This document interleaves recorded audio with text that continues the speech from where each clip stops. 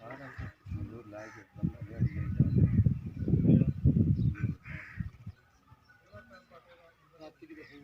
जानदा मैनू तू लोगों ने सारी इंतजामिया जानती है थाने वड़ जाए तो थाना कम जाता है अच्छा हम बात ही कम अपना काम होते हैं अपना काम करना तो बाकी ग्रुप है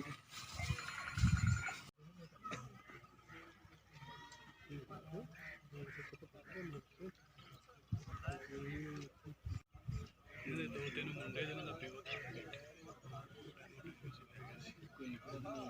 नहीं अब मिस्त्री चले गए मिस्त्री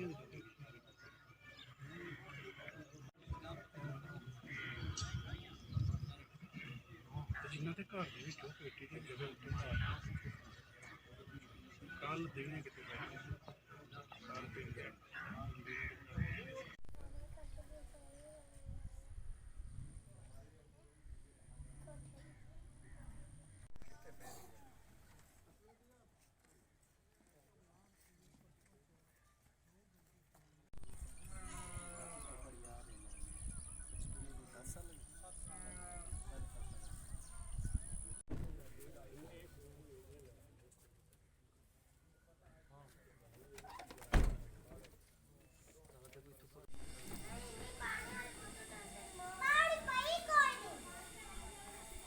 कल तू लापता होइए सुबह 12-1 बजे अस तलाश किया हमसाया के घर के लाश मिली बेदर्दी नाल उन्हें कत्ल किया गया है।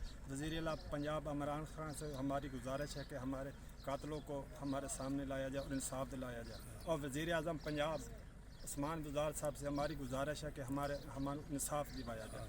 साढ़े साथ बहुत जुल्म होया, बच्ची के साथ बहुत जुल्म होया। सारी अपील है कि साढ़े सामने कत्ल फैसला किया जाए।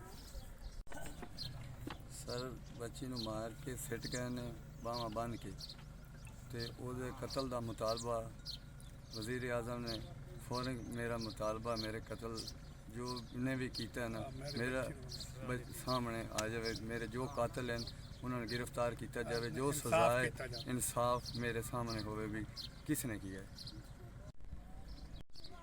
7 तो 8 साल की बच्ची सी जी जिहदे नाल जुल्म करके उन्हें कतल किया गया है, उसका इंसाफ मुझे मिला जाए।